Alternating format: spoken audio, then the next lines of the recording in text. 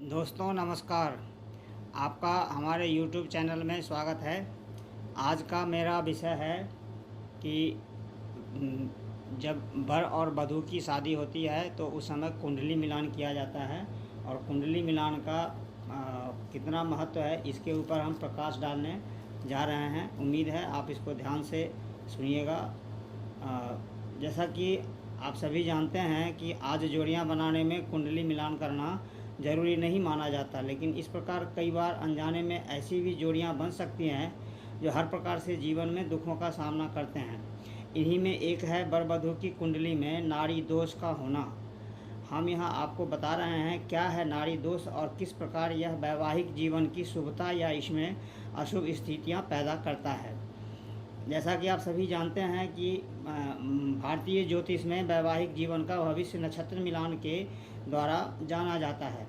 उत्तर भारत में इसके अंतर्गत 8 मेलापक या कूट को मिलाया जाता है, जो वर्ण, वैश्य, तारा, योनि, ग्रह, मैत्री, गण, भकूट तथा नारी, ये 8 कूट हैं। ये 8 कूटों के अनुसार जब कुंडली मिलान होता है तो उसके ऊपर विचार किया जाता है। जैसे ये देखिए, ये हो गया आपका वर्ण, वैश्य, तारा, योनि, ग्रह, मैत्री, गण, भकूट और नारी। इन 8 कूटों को अलग अलग क्रमशः पॉइंट दिया जाता है। जैसे क्रम संख्या 1 2 3 4 5 6 7 8, उसी तरह से इनको पॉइंट दिया जाता है। इनका 1 2, जैसे फर्स्ट वर्ण के लिए है 1 अंक, वैश्य के लिए है 2 अंक, तारा के लिए 3 अंक, योनि के लिए 4 अंक, ग्रह मैत्री के लिए 5, गण के लिए 6 और भकूट के लिए 7, नारी के लिए 8। इस तरह से 8 कूटों को अलग अलग पॉइंट दिया जाता है। हर कूट के लिए एक एक पॉइंट्स के बढ़ते क्रम में एक मिलाप निर्धारित है। इस तरह कुल देखिएगा यहाँ 36 अंक हो रहे हैं। जैसे मैंने पहले बताया कि वर्ण के लिए 1, वैश्य के लिए 2, तारा के लिए 3, योनि के लिए 4, ग्रह मैत्री के लिए 5, गण के लिए 6, भकूट के लिए 7 और नारी के लिए 8। टोटल मिलाकर 36 होते हैं, जिनका होने वाले वर वधू की कुंडली में मिलान किया जाता है। अब इनमें अंतिम 3 गुण, ये जो गण, भकूट और नारी हैं, ये अंतिम 3 गुण काफ़ी इम्पोर्टेंट हैं और ये कुंडली मिलान में काफ़ी महत्वपूर्ण है। ऐसा इसलिए है क्योंकि इनके कुल गुण मिलकर सभी 8 कूट में सबसे ज़्यादा 21, जैसे देखिए 6 और 7, 7 से 13 और 8 21, टोटल 21 पॉइंट इसमें बनता है। जबकि टोटल 36 है, 36 में से 21 पॉइंट इसका बनता है। और इस 21 पॉइंट को अगर हम परसेंटेज के रूप में लेते हैं तो ये टोटल लगभग 58.33% आता है। इसका मतलब है 5 कूट मिल करके जितने पॉइंट नहीं बना रहे हैं उससे ज़्यादा ये 3 कूट मिल करके पॉइंट बना रहे हैं। तो हम समझ सकते हैं कि इन 3 कूटों का वैवाहिक जीवन में कितना बड़ा प्रभाव पड़ता होगा। जैसे घन, बकूट और नारी, ये तीनों, अगर इन तीनों में किसी प्रकार का कोई दोष आता है तो हम उसे महादोष की श्रेणी में रखते हैं और इसको महादोष माना जाता है। अब आइए समझते हैं कि ज्योतिष शास्त्र के अनुसार ब्रह्मांड में कुल 27 नक्षत्र होते हैं। ब्रह्मांड में हमारे ब्रह्मांड को कुल 27 नक्षत्रों में बांटा गया है और फिर उन 27 नक्षत्रों को जब हम कुंडली मिलाप करते हैं तो उसको 3 भाग में बांटा गया है। 3 भाग में बांटने का मतलब ये हुआ कि जैसे आप देखिए यहाँ पर में हमने अलग अलग इसको लिख के रखा है। जैसे 3 भाग जैसे हुआ, एक तो पहला हो गया आदि नारी, दूसरा हो गया मध्य नारी और तीसरा हो गया अंत नारी। टोटल 27 नक्षत्र हैं। 27 नक्षत्रों को 3 नारियों में बांटा गया है, आदि नारी, मध्य नारी और अंत नारी। आदि नारी में ये सारे नक्षत्र जैसे अश्विनी, आर्द्रा, पुनर्वसु, उत्तरा फाल्गुनी, हस्त, ज्येष्ठा, मूल, शतभिषा और पूर्व भाद्रपद, ये हो गए आदि नारी के नक्षत्र। अब देखिए मध्य नारी में आता है भरणी, मृगशिरा, पुष्य, पूर्वा फाल्गुनी, चित्रा, अनुराधा, पूर्वाषाढ़ा, धनिष्ठा और उत्तर भाद्रपद। उसी तरह से अंत नारी में आता है कृतिका, रोहिणी, आश्लेषा, मघा, स्वाति, विशाखा, उत्तराषाढ़ा, श्रवण और रेवती। ये सारे तो जितने भी नक्षत्र हैं उनको 3 नाड़ियों में बांट करके इस तरह से किया गया। अब इसके ऊपर हम विचार कैसे करते हैं कि जैसे ये मान लीजिए आदि नाड़ी है, तो आदि नाड़ी में जितने भी नक्षत्र के जातक होंगे, जैसे वर या वधु, तो वर वधु मान लीजिए अगर वर का नक्षत्र अगर अश्विनी है, इसको हमको चंद्रमा लग्न से देखना है, तो वर का नक्षत्र अगर अश्विनी है तो वधु को इन सारे नक्षत्रों में से नहीं होना चाहिए। अगर इसमें से कोई होता है तो वो आदि नाड़ी दोष हो जाएगा। मतलब आदि को आदि से शादी नहीं होनी चाहिए, मध्य को मध्य से शादी नहीं होनी चाहिए, और अंत को अंत में शादी नहीं होनी चाहिए। अगर ये तीनों को आपस में शादियाँ होती है तो वो दोष हो जाता है, और उस चीज़ को ज्योतिष शास्त्र एक्सेप्ट नहीं करता है, और उस चीज़ के लिए ज्योतिष शास्त्र में मनाही है। ऐसे मध्य नाड़ी वाले को मध्य नाड़ी वाले से शादी नहीं होनी चाहिए, और अंत नाड़ी वाले को अंत नाड़ी वाले से शादी नहीं होनी चाहिए। शादी होती है तो वो दोष लगता है, उसको जिसको नाड़ी दोष बोलते हैं। अब नाड़ी दोष है क्या? नाड़ी दोष के बारे में हमारे शास्त्रों में बहुत जगह इसका वर्णन है। और जैसे मैं बता रहा हूँ कि अश्विनी आर्द्रा शतभिषा फाल्गुनी चौत्तरा तथा पूर्व भाद्रपदा मूलंग ज्येष्ठा हस्त पुनर्वसु, पूर्वा फाल्गुनिका चित्रा धनिष्ठा भरणी मृगा, पूर्वाषाढ़ा अनुराधा च पुष्यो भाद्रपदोत्तरा, कृत्तिका रोहिणी स्वाति मघा श्लेषा च रेवती, श्रवणश्चोत्तराषाढ़ा विशाखेत्तिकनाडिका, अग्र नाड़ी विधे भर्ता मध्य नाड़ी विधे द्वयम अंत्य नाड़ी विधे कन्या म्रियते नात्र संशय।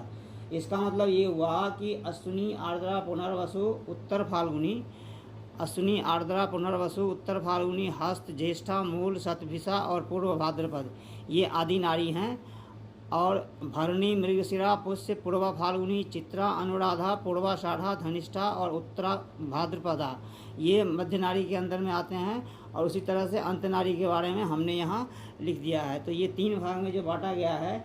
और अगर आदि नाड़ी वाले की शादी आदि नाड़ी वाले से होती है तो इसमें पति का नाश होता है, मतलब पति की मृत्यु भी हो सकती है।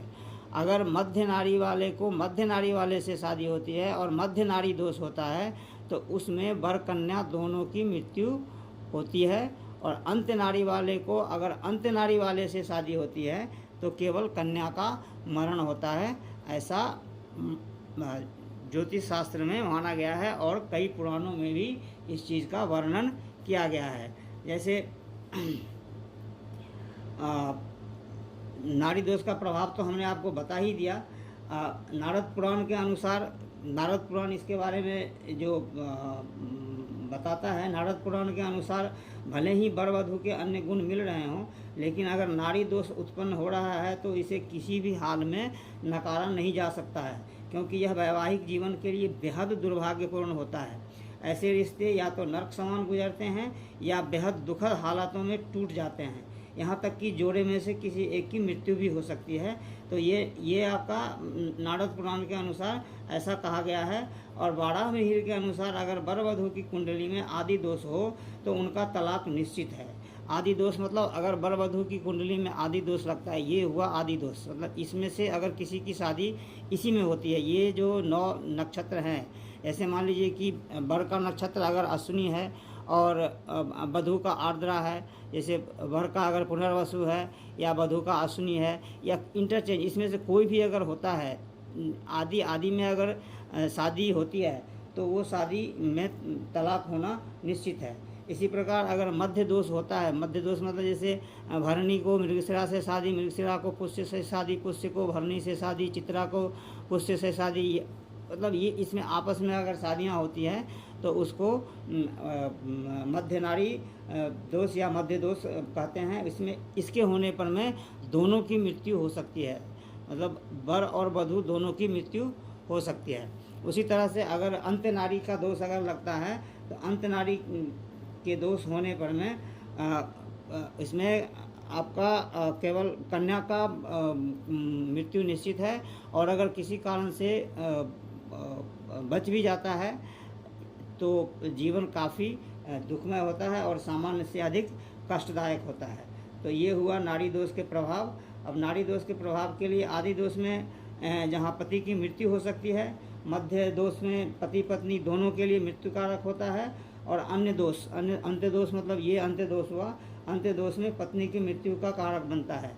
इस प्रकार वैवाहिक जीवन के लिए नाड़ी दोष का होना हर प्रकार से जीवन को दुखी और शोकाकुल बनाता है। अतः ज्योतिष शास्त्र ये सलाह देता है कि जब भी कोई वर वधू की शादी हो रही है या शादियाँ हो रही हैं, तो उस समय में कुंडली मिलाप बहुत ही ज़रूरी है। और ख़ास करके जो ये लास्ट के 3 कूट हुए, इन 3 कूटों का मिलान तो बहुत ही ज़रूरी है, क्योंकि ये देखिए गण, भकूट और नाड़ी, इन तीनों, मैं भकूट और गण के ऊपर में ये जो बाकी 7 बच गए, 7 के ऊपर मैं अगले वीडियो में इस चीज़ का वर्णन करूंगा और डिटेल में समझाऊंगा कि वर्ण, वैश्य, तारा, जोनी, ग्रह, मैत्री और गण भकूट की गणना कैसे करते हैं। तो अभी ये 3 गण, भकूट और नाड़ी, जैसा मैंने बताया कि ये तीनों काफ़ी इम्पोर्टेंट हैं और इसकी गणना तो होनी ही चाहिए। और सबसे ज़्यादा इम्पोर्टेंट है नाड़ी, क्योंकि नाड़ी दोष अगर होता है तो नाड़ी दोष होने पर में नाड़ी दोष मृत्यु कारक है। इसमें तो वर या वधू या फिर वर वधू दोनों की मृत्यु हो सकती है। इसलिए जब भी कोई शादियां या कोई विवाह तय होता है तो ये निश्चित करना चाहिए कि उसके कुंडली में कोई नाड़ी दोष नहीं होना चाहिए। आज के लिए बस इतना ही। आशा है आपको ये वीडियो अच्छा लगा होगा।